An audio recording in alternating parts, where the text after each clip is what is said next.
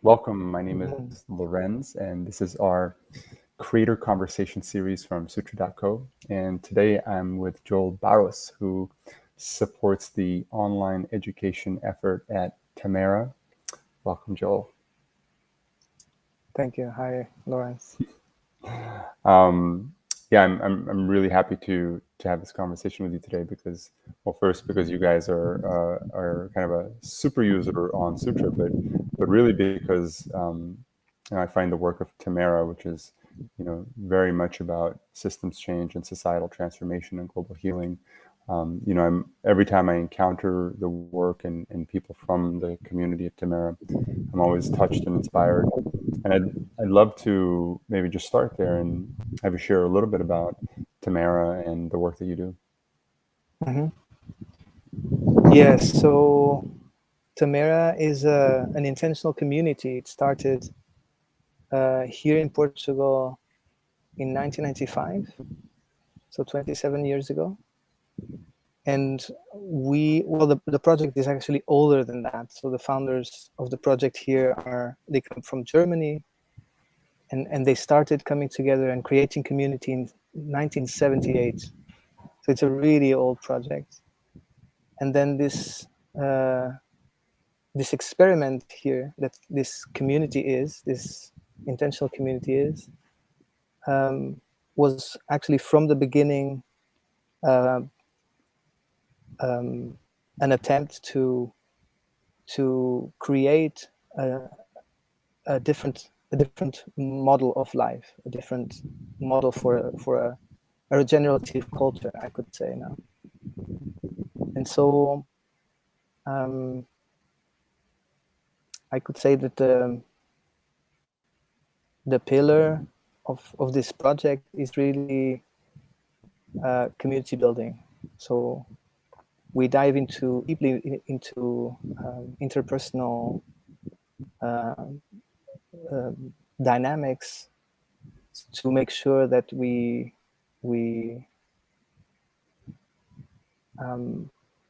address that, which is the foundation for every project. We might be very much experts in many different fields, and if we don't manage to interact with each other, if we don't manage to find ways to solve our problems, our conflicts, our pains, our traumas, then we won't manage to bring sustainable, long-lasting change. And so we started, the project started there, where in this very, very intimate areas of our lives, such as love, trust, sexuality, cooperation, not only between humans, but between humans and the natural world. So then the ecology project developed, and the technology area developed. And so today Tamera is a very complex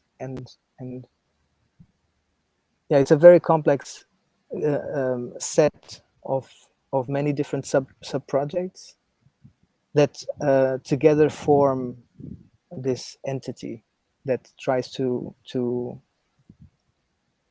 continue aspiring to this vision of global peace. And when one says that, it sounds very abstract and very much out there, but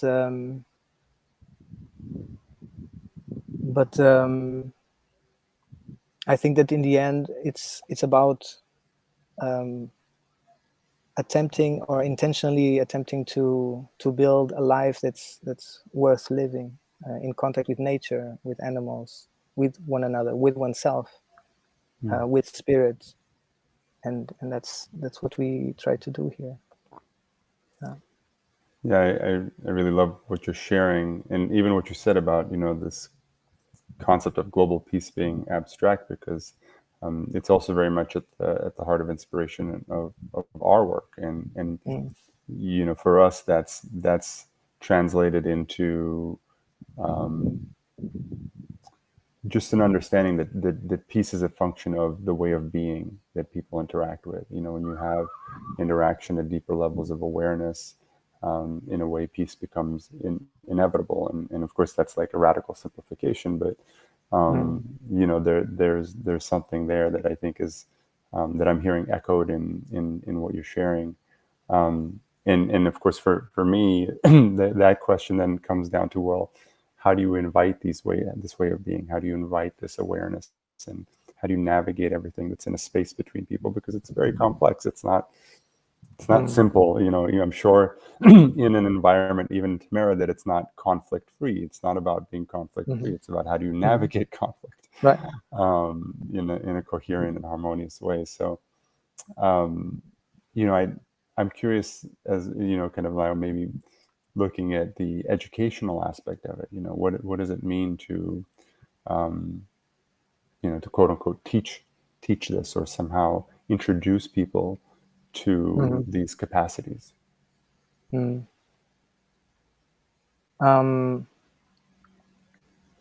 So for us here, something that is part of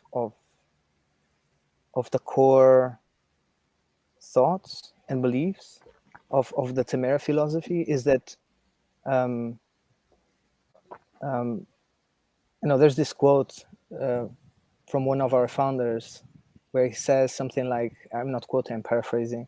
He says something like, it's obvious for everyone that one needs to study hard in order to create all these machines that we build to feed armies, with ships, with airplanes, with guns, with nuclear bombs and all that. And it's very obvious that we need a lot of study, we need a lot of research in order to get there.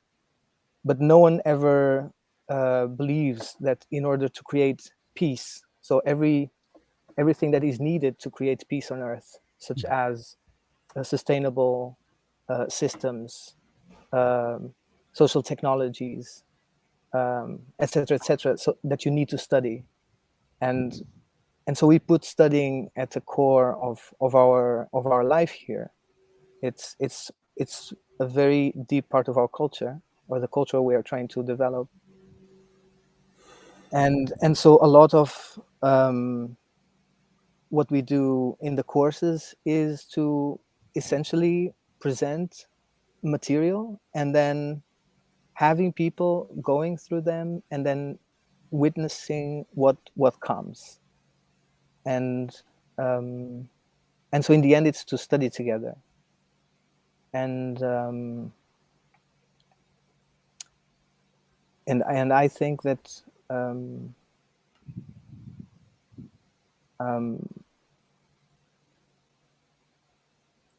it's something that is, I feel like it's relatively easy to do it in sutra.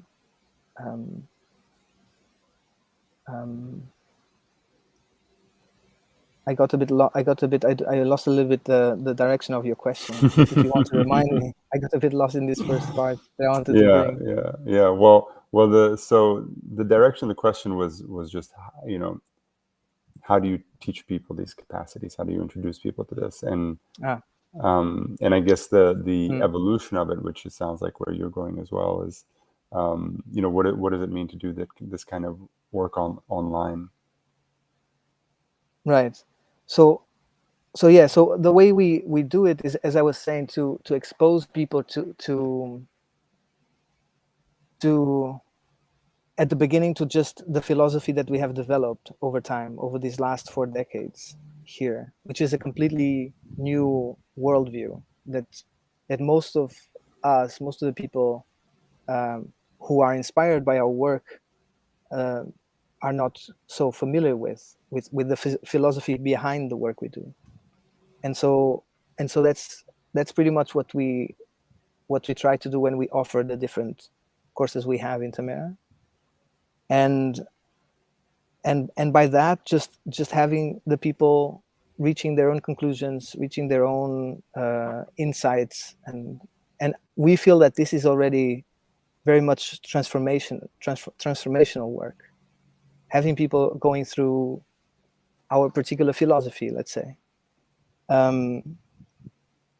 and we do it in very simple ways with text, with video, like just exposing people to content, and then having people process the content with interactions amongst themselves, a lot amongst themselves, but also having the possibility to reach out to the people who have a lot of experience and knowledge, and to have them giving them direction for a particular answer, or particular answer that they might have, and to have someone that can confirm if this that is coming up, if this that a certain person is feeling, if this is aligned, or if the person that has experience knows this answer, or knows this experience, so that there can be some kind of confirmation. Yes, I know this experience, or not.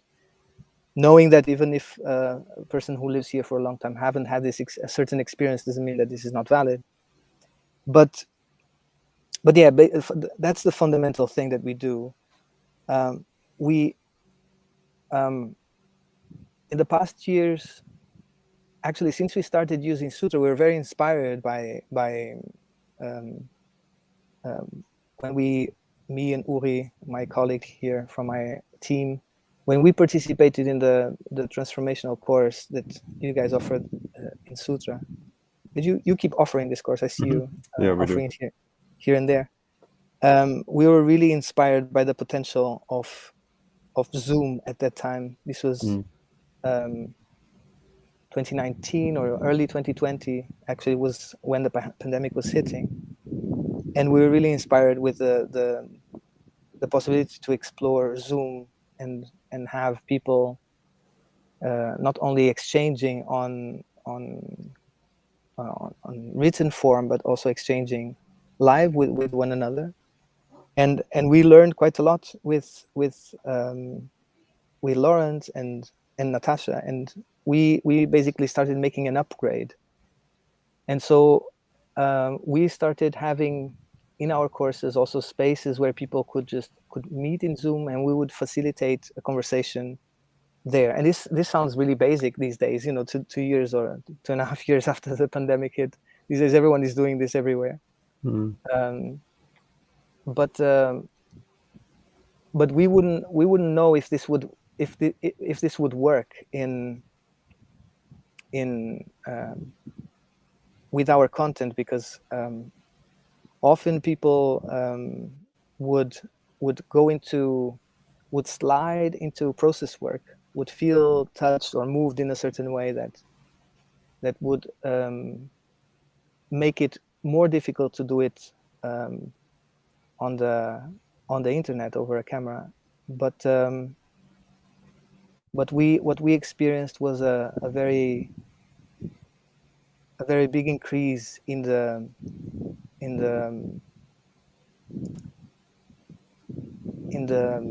satisfaction of our participants when they had the possibility to be much closer to one another, using that way of doing things. However, what we also notice is that there are for sure advantages in using video calls, but we also notice that when the exchange is written on under the form of these chats that we usually use under each lesson, we usually witness a much more constructive conversation, because the people have time to read what the other person has experienced, or what are the thoughts of the other person or of the other participants, and then they have time to think, and then they have time to write, and that creates a whole, like a deeper way of exchange on a certain level, where you have time to think, and you don't put out just the first thing that comes to your mind, but actually you have time to digest and to share in a way that you feel that is, it's what represents what your inner is. And so we feel that we still really like these exchanges, and that's why we try to invest, or we want to continue investing in this type of learning space, written learning space with a prompt, let's say, or with a question, with material to be to be read, watched, digested, and then a space for processing the material. Now, I'm curious because in my experience, getting a meaningful online discussion going can sometimes be challenging to get the engagement, to get everyone's participation. Sometimes you have a certain small minority that are posting much more, and then you have a lot more spectators. So I'm curious, whether you've also seen dynamics like this and how you maybe have designed around those dynamics, anything that's worked well for you. Yeah, so we have different experiences. So we know that of having 30 people inside a program and having 10 participating, and then the rest are just spectators, like they are just watching. And actually, our work has been much more to learn to let go, because we started to understand that it's not because a person is not writing anything that the person is not participating. And we started to learn that there are people who they just don't want to write. It's not meaningful for them. It's not important. That's not how they process information, or that's not how they digest what was presented. But then, for example, they show up in the video calls, or maybe they don't, and they just watch our webinars. We have a 1 hour every week. We have a 1 hour webinar with the experts answering questions that the people presented on the chats, and sometimes we have these people, for example, watching those webinars, and then reaching the end of the course and saying, the course is amazing. I love the webinars. They were really cool. The content was amazing. I read everything, but they didn't write anything anywhere. And we've had quite some of these feedbacks, which was very surprising for us. And then something else that we witnessed was to have people who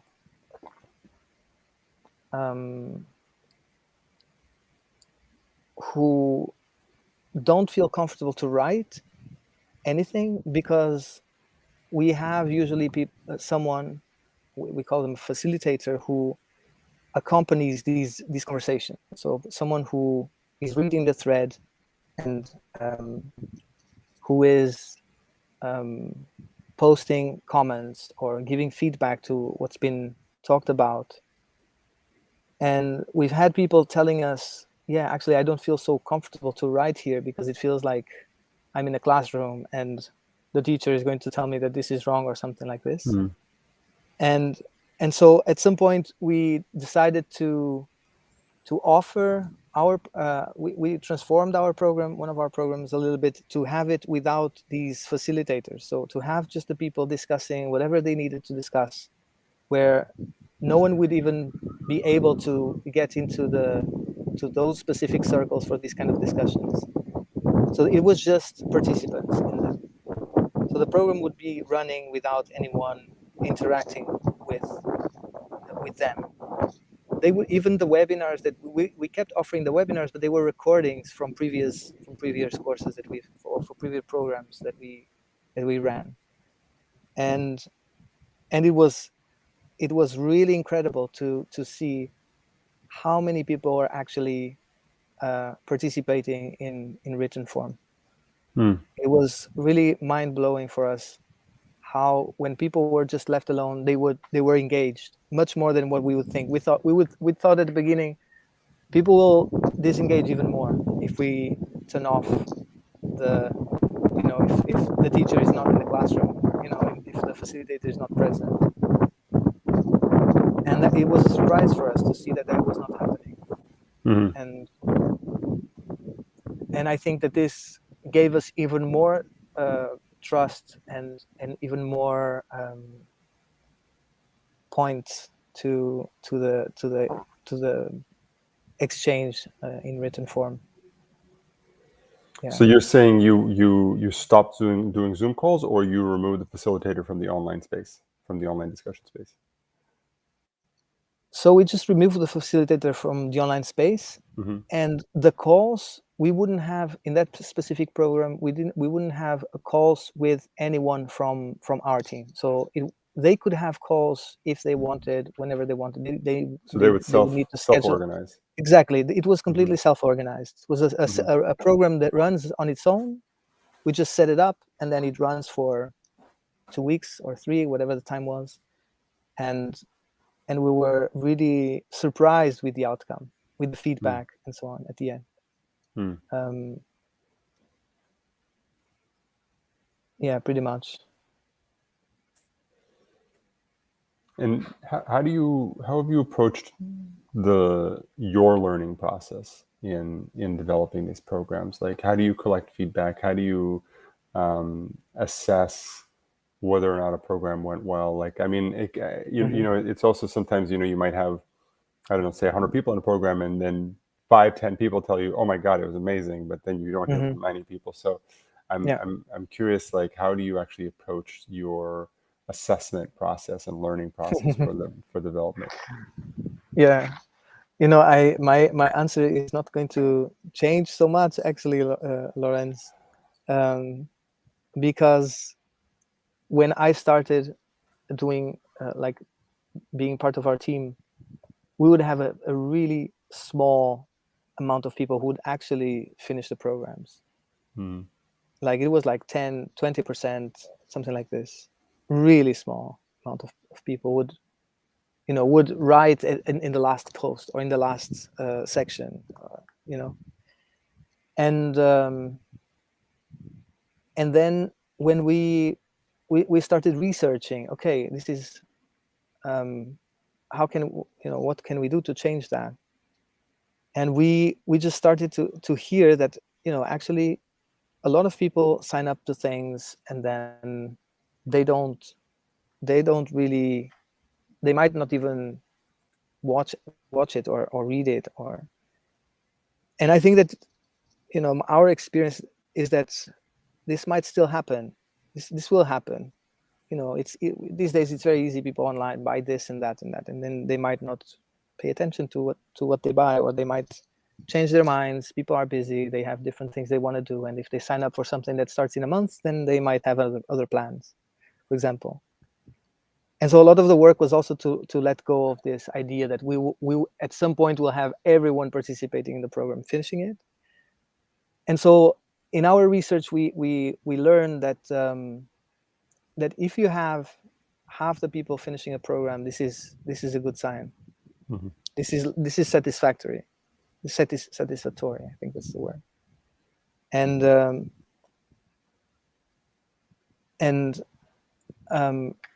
what we've witnessed was that with the change to Sutra, I think that what Sutra also brought to us was a place where it was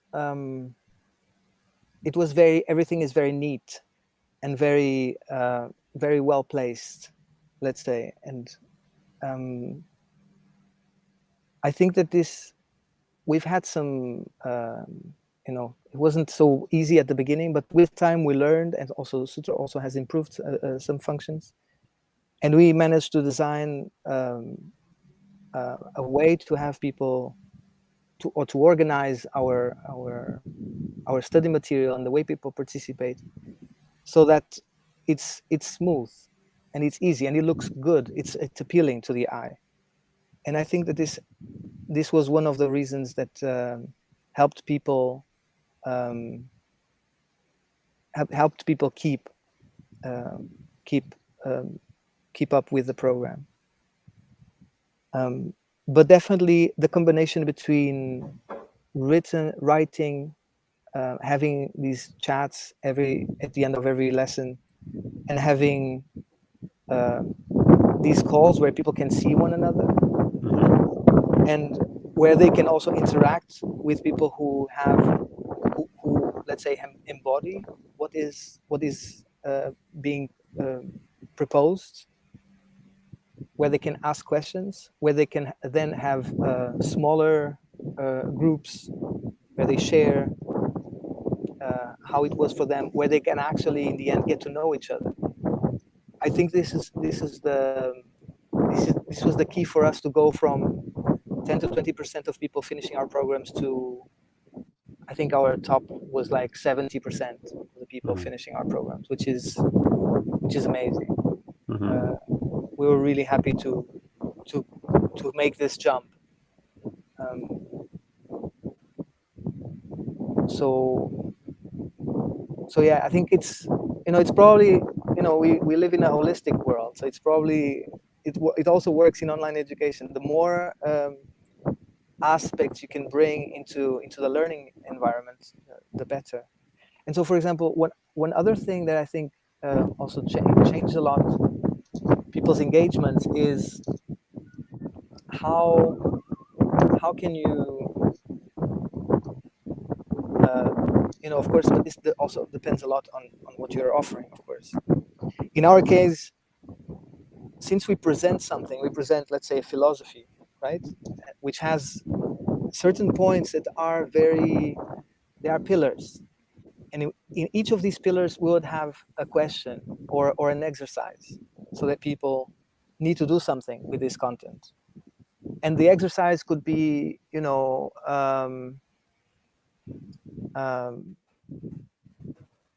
talk to a friend, like bring the content of this lesson.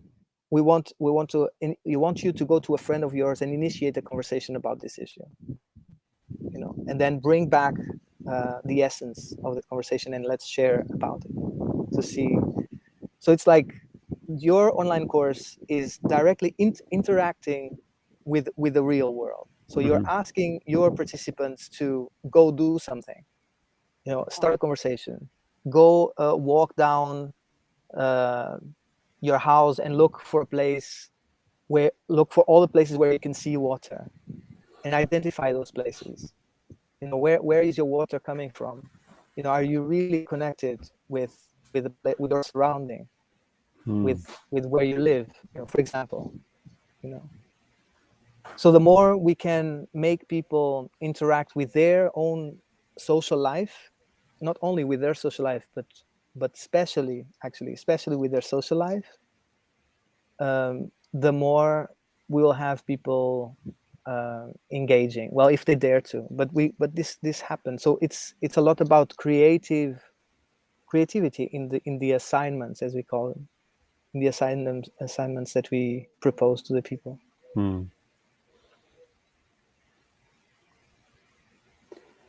Yeah, I imagine that a lot of this also involves, inviting a certain level of intimacy and, depth to conversations. And what approaches do you guys use to create that container, and also I'm wondering, if you've had any experiences where something has come up, maybe a trauma or something gets activated in a learning space, and how you navigated that, and what you've kind of learned, to better contain experiences like this. You can, yeah. We've witnessed. Sometimes we witness people going through deep inner journeys, in our written interactions. But it's something that it's very tangible. It's there. You see the change. You see the person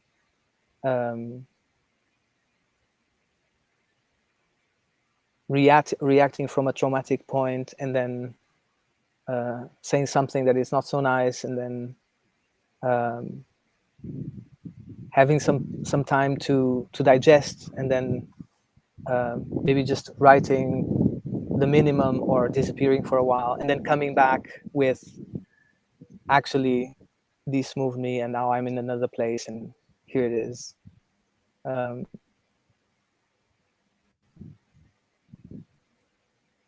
Yeah, this happened, and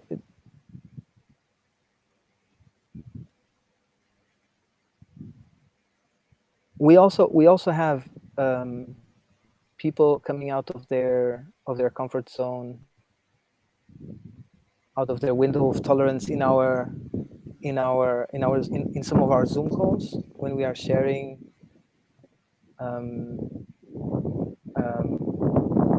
about intimate subjects.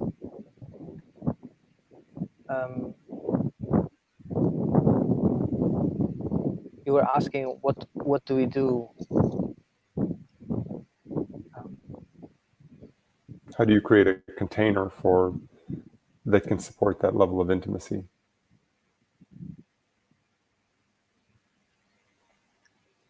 I think that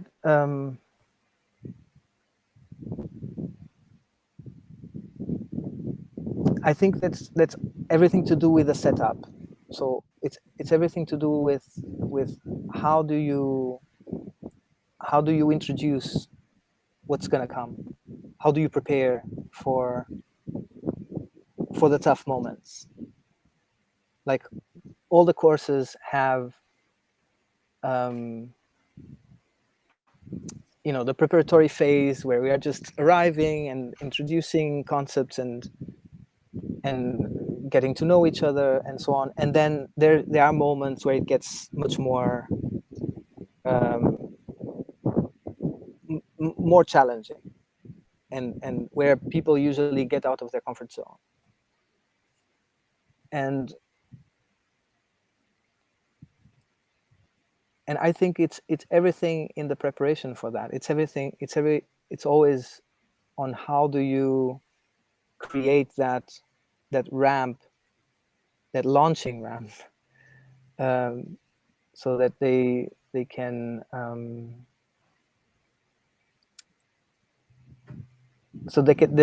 they can feel safe to open. But essentially, I think that the very nature of the content that we bring really invites for a very big, for an open heart and for vulnerability, because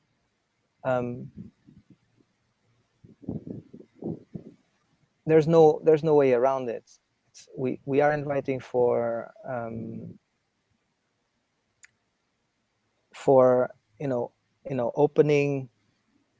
opening the inner, and looking, like, as if we're scientists. What is there?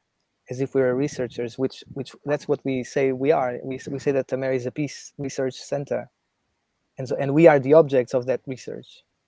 And so when we start a program, they've been to our website. They have already a little bit of an idea of what our philosophy is, and they come with that spirit. So all the preparation is done with that frame of, we are the objects of our research. We are here. We'll probably touch very tender points, and we are here together. So it's a lot about creating that togetherness, actually. Yeah, and I think that that's where these other forms of interaction come in. So, for example, we have people. We invite people to form subgroups, or we call them pods. And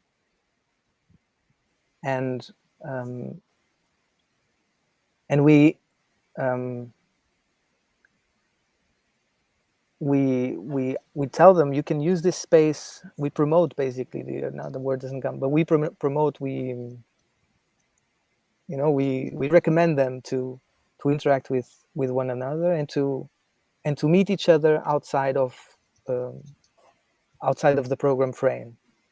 So you guys are free to always connect with each other, and to talk together.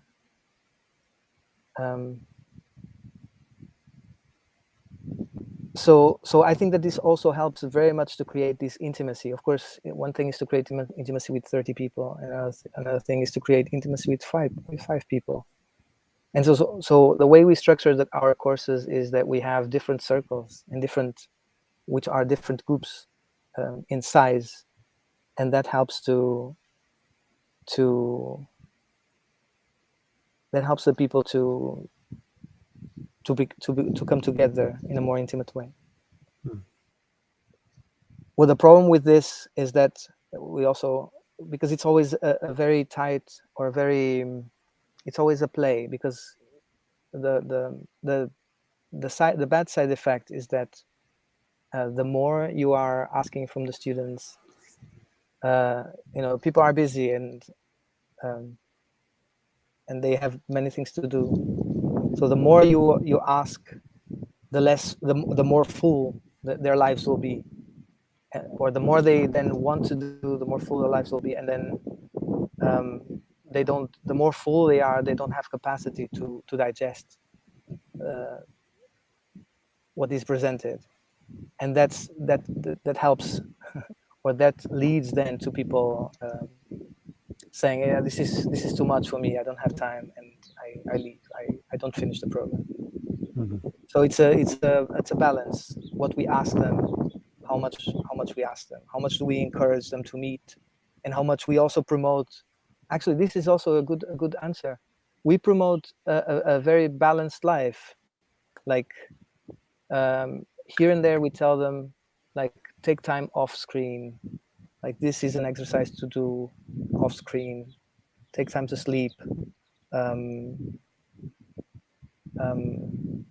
When we have these webinars, we have a webinar, and then we have half an hour break, and then we have a Zoom call afterwards, and we encourage them to have this half an hour outside in nature if they can, to go off screen, not to go to YouTube and watch videos during this half an hour, for example, whatever. So little things to help them take care of their inner, of their bodies, of their inner presence, so that they can be open for and present for the course. So there are different things.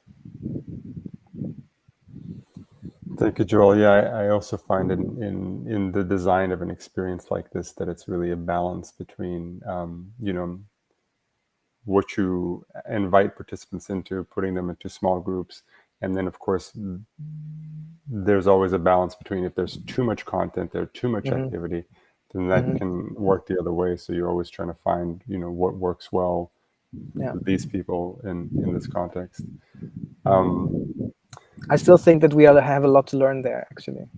Yeah, well, but we are in the research. Yeah, I think it's a never-ending learning journey, and that's also maybe the heart of these kinds of experiences. It's not like this is how peace works and this is how you deliver. It's a never-ending spectrum. And people have different needs, and they work in different ways, and so on. So it's a huge research. Yeah.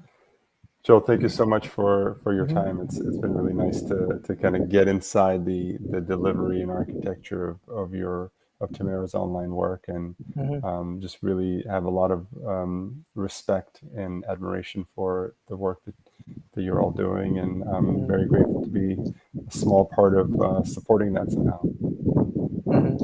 Thank you, Lawrence. It's great to have you as our host, the host of our courses. We're really happy with that. Thank you. Much love. See you.